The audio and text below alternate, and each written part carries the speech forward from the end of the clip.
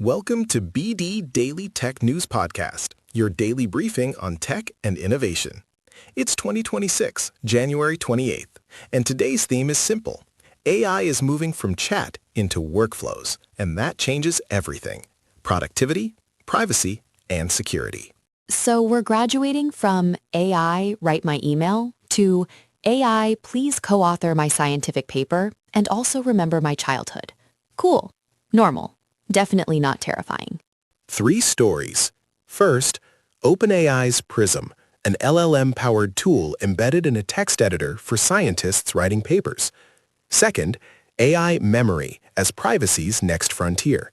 Third, why prompt rules fail, but boundary controls can actually hold up, especially for agentic systems. Your AI is getting a job, a diary, and a set of keys. And we're here to ask, should it have any of those? Story 1 comes from a report that OpenAI revealed what its OpenAI for Science team has been up to, including a free tool called Prism. The key detail, it embeds ChatGPT inside a text editor aimed at writing scientific papers, so the model sits where scientists actually write.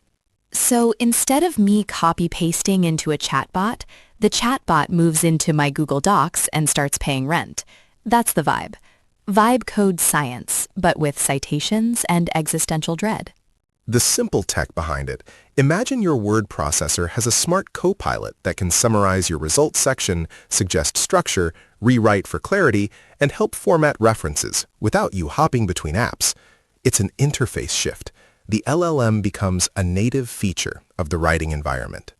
Okay, but is it like a helpful lab mate, or the lab mate who confidently says, "Trust me," and then your paper claims penguins invented CRISPR?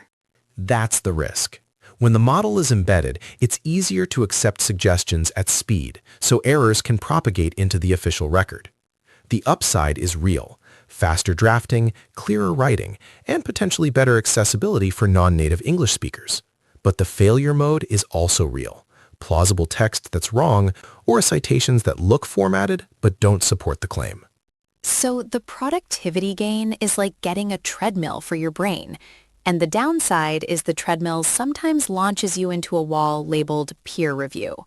Why it matters for normal people. Scientific communication affects medicine, climate, and policy. If tools like Prism reduce friction, research can move faster. But if they increase the volume of low-quality or lightly verified papers, everyone downstream, doctors, engineers, regulators, pays the price. Speaking of paying the price, story 2 is the one that makes me look at my inbox like it's a crime scene. AI memory.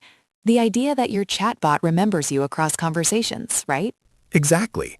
The report frames remembering you as a selling point for chatbots and agents.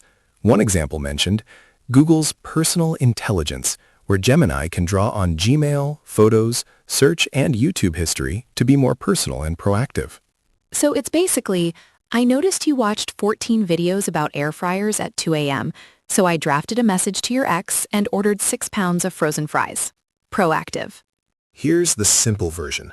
Memory turns an LLM from a one-off calculator into a personalized operating system layer. Instead of answering in isolation, it uses stored context, your preferences, contacts, habits, to predict what you want next.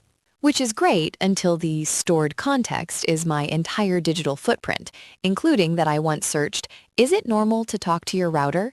For the record, it was unplugged. It started it. Why it matters. Memory changes the privacy threat model. It's not just what you type today. It's what the system retains, infers, and can surface later. That can include sensitive patterns, health concerns, financial stress, relationship issues, location routines, sometimes without you explicitly stating them. So the AI doesn't need to know my secrets. It can just do math on my vibe? That's worse. That's like being psychoanalyzed by a toaster. Actionable guardrails for listeners. First, separate accounts. Don't mix personal email and work AI if you can avoid it. Second, review memory controls and delete history regularly. Third, assume anything connected to inbox, photos, or search is high sensitivity. Treat it like granting admin access, not like installing a fun widget. All right, story 3. security. I saw the phrase, rules fail at the prompt, succeed at the boundary, and I felt personally attacked because my entire life is basically rules fail at the prompt. The idea is you can't rely on a polite instruction like don't do bad things inside the prompt, when attackers can inject text, manipulate tool calls, or coerce an agent. Prompt injection and agentic workflows are now a major attack vector because the model may take actions, not just generate text. So it's not just the chatbot lies. It's the chatbot lies while holding my company's API keys. That's not a bug. That's a horror genre. Simple analogy. Prompts are like sticky notes on a robot. Boundaries are the locked doors the robot can't pass. Good security means enforcing permissions outside the model.